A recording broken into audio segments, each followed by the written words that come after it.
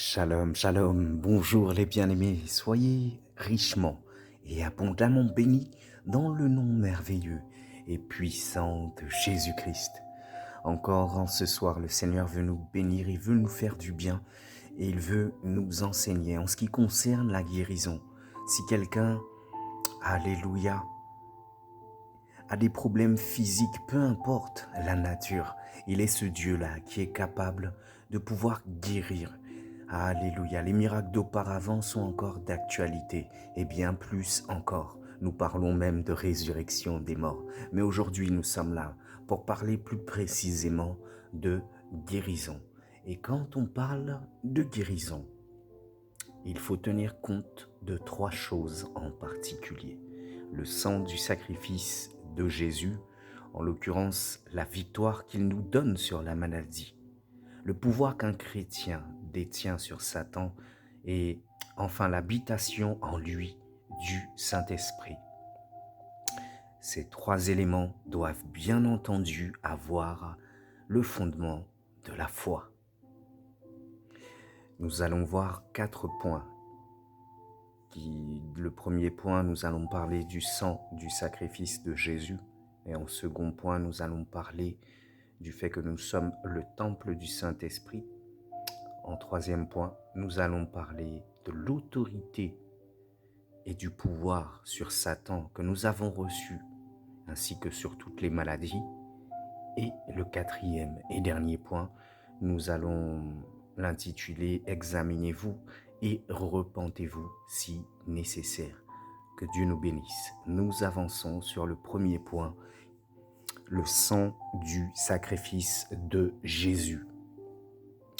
À travers son sacrifice et son calvaire à la croix, Jésus nous a rachetés, il a pris nos infirmités et il s'est chargé de nos maladies.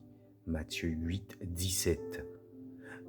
Notre foi dans ce rachat est notre bouclier, notre protection contre la maladie et les afflictions.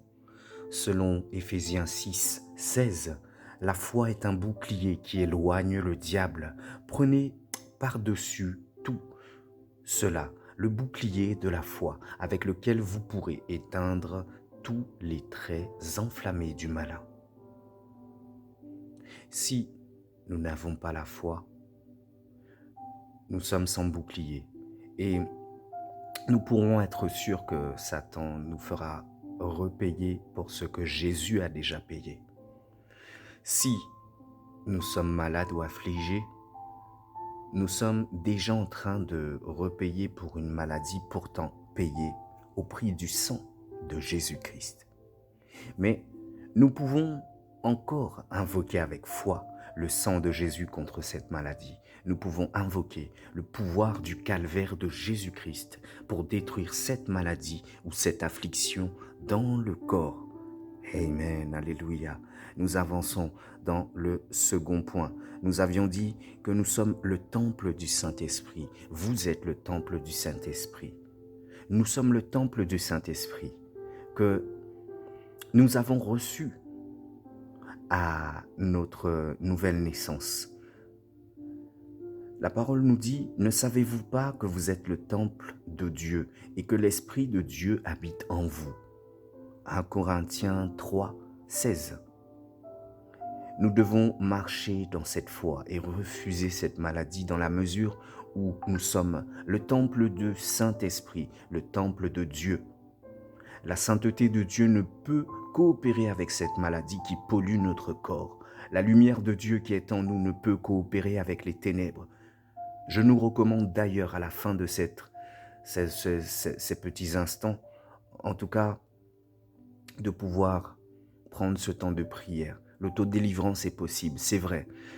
Les serviteurs du Seigneur peuvent prier pour vous. Les personnes peuvent prier pour vous. Mais sachez que nous avons le même Saint-Esprit qui est capable d'opérer. Et chacun est capable de pouvoir s'auto-guérir, tout comme s'auto-délivrer. Nous avançons. Au troisième point, et nous avions dit que nous avons reçu l'autorité et le pouvoir sur Satan et sur toute maladie.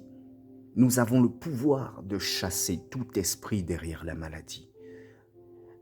Il dit, voici, je vous ai donné le pouvoir de marcher sur les serpents et les scorpions et sur toute la puissance de l'ennemi, et rien ne pourra vous nuire. Luc 10, 19.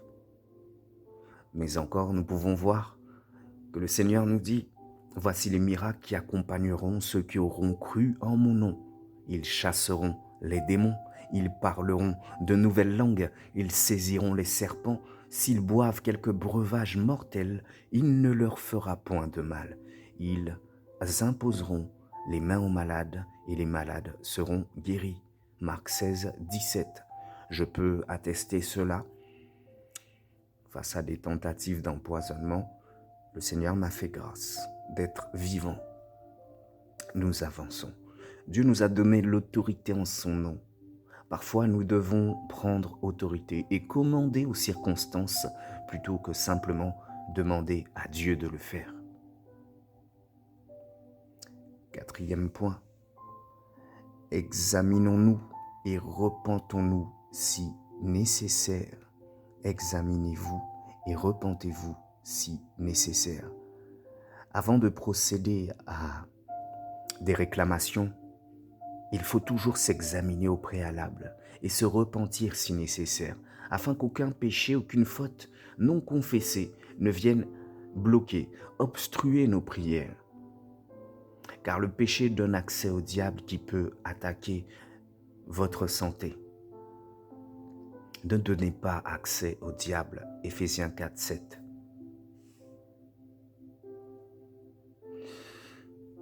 Alléluia. Jésus dit ceci, « Le voleur ne vient que pour voler, égorger et faire périr. Moi, je suis venu pour qu'on ait la vie et qu'on l'ait surabondante. » Jean 10, 10. Dieu nous a donné le pouvoir sur le diable, sur toutes les maladies. Nous devons être remplis de la ferme assurance que notre combat n'est pas un combat pour la victoire, mais qu'il s'agit bien d'un combat mené dans la victoire, parce que cette victoire a déjà été remportée à la croix du Calvaire de Jésus, où il a payé le prix fort pour notre guérison. Alléluia. Nous pouvons, dès aujourd'hui, si tu es malade, si vous êtes malade, prendre autorité sur la maladie en lui ordonnant de quitter votre corps. Soyez absolument conscient que c'est Dieu l'auteur de vos vies, pas le médecin. C'est Dieu qui détient votre souffle de vie et donc le dernier mot en ce qui concerne cette situation. Alléluia. Repentez-vous si nécessaire. Remplissez-vous de foi et acceptez la rédemption que Jésus vous a offerte au travers de son sacrifice. La parole de Dieu nous promet alors que la prière de la foi sauvera le malade et le Seigneur le relèvera. Et s'il a commis des péchés, il sera pardonné. Jacques 5, 13. Confessez les versets qui suivent avec foi et conformément à la promesse de Proverbe 18, 21. Le pouvoir de vie sur votre langue manifestera la vie dans votre corps. La mort et la vie sont au pouvoir de la langue. Quiconque l'aime en mangera les fruits. Déclarez ces versets avec foi. Appropriez-vous ces versets en les personnalisant, en les adaptant à votre situation. Alléluia. Je décide aujourd'hui d'être attentif aux paroles de Dieu. Je prête l'oreille à ses discours. Il ne s'éloigne pas de mes yeux. Je le garde au fond de mon cœur. Par conséquent, elles manifesteront la vie en moi et la santé pour tout mon corps. Alléluia. Je décide également de garder mon cœur plus que toute autre chose, car de lui viennent les sources de la vie. Mon fils, nous dit Proverbe 4, 22, « Sois attentif à mes paroles, prête l'oreille à mes discours, qu'ils ne s'éloignent pas de tes yeux. Garde-les dans le fond de ton cœur, car c'est la vie pour tous ceux qui les trouvent, c'est la santé pour tout le corps. Garde ton cœur plus que toute autre chose, car de lui viennent les sources de la vie. » Le Seigneur ne désire pas nos morts, nous sommes convertis, alors nous décrétons et nous déclarons que nous vivrons. Alléluia. Il nous dit, car je ne désire pas la mort de celui qui meurt, dit le Seigneur l'Éternel. Convertissez-vous donc et vivez. Ésaïe 18, 32. La prière de foi va me sauver et le Seigneur Jésus me relèvera. Et si j'ai commis des péchés, ils me seront pardonnés. La prière de foi sauvera le malade et le Seigneur Jésus le relèvera. Et s'il a commis des péchés, il sera pardonné. Je confesse mes péchés, je prie et je crois que je serai guéri parce que mon Dieu me promet que la prière fervente du juste a une grande efficacité. Confessons nos péchés les uns les autres et priez les uns pour les autres afin que nous soyons guéris. La prière fervente du juste a une grande efficacité. La parole de Dieu promet que ceux qui auront cru en Jésus-Christ chasseront les démons, parleront de nouvelles langues, saisiront les serpents, et s'ils boivent quelque breuvage mortel, il ne leur fera point de mal. Qu'ils imposeront les mains aux malades, et les malades seront guéris. Sur la base de cette parole, je commande à tout démon derrière cette maladie de quitter mon corps au nom de Jésus. Je m'impose les mains et je déclare par cette imposition de main que je suis guéri aujourd'hui et maintenant même au nom de Jésus. Alléluia. Alléluia. Alléluia. Amen. Heureux celui qui se soucie du pauvre. Le jour du malheur, l'Éternel le délivre, l'Éternel le garde et lui conserve la vie. Il est heureux sur la terre et tu ne le livres pas au pouvoir de ses ennemis. L'Éternel le soutient sur son lit de souffrance. Il le soulage dans toutes ses maladies. Je bénis l'Éternel et je n'oublie aucun de ses bienfaits. C'est lui qui pardonne mes iniquités, qui guérit toutes mes maladies. Mon âme bénit l'Éternel et n'oublie aucun de ses bienfaits. C'est lui qui pardonne toutes mes iniquités, qui guérit toutes les maladies. Je suis où je décide de devenir une personne remplie de compassion qui ne se détourne pas de son semblable. Alors je déclare conformément à la promesse de Dieu que ma lumière poindra comme l'aurore et ma guérison germera promptement. Ma justice marchera devant moi et la gloire de l'Éternel m'accompagnera. Alléluia. Alléluia. Il est important aussi de comprendre que notre attitude sera la conséquence de notre bénédiction. Alléluia. Il est le Dieu saint qui agit dans la vérité et par la vérité. Amen. Bénis l'Éternel. Mon âme bénit l'Éternel et n'oublie aucun de ses bienfaits. Lui qui pardonne toutes tes fautes, qui te guérit de toute maladie, qui rachète à la fausse ta vie. Alléluia. Père, dis seulement un mot et je serai guéri au nom de Jésus. Mais dis seulement un mot et mon serviteur sera guéri. Je déclare et je décrète que parce que je crains Dieu, le soleil de justice brillera avec la guérison dans ses rayons. Prie, bien-aimé, prie, bien-aimé. Je suis juste là pour t'accompagner dans la prière. Alléluia. Mais pour vous qui craignez mon nom, il dit, le soleil de justice brillera avec la guérison dans ses rayons. Vous sortirez en bondissant des veaux à l'engrais. Alléluia. Jésus a pris mes infirmités et s'est chargé de mes maladies. Alors toi, infirmité, maladie dans mon corps, tu n'as rien à y faire. Tu es totalement en infraction dans ma vie. Alléluia. C'est comme cela que nous devons prendre autorité sur la maladie, en nous servant de cette même parole qui nous nourrit, cette même parole qui est vie.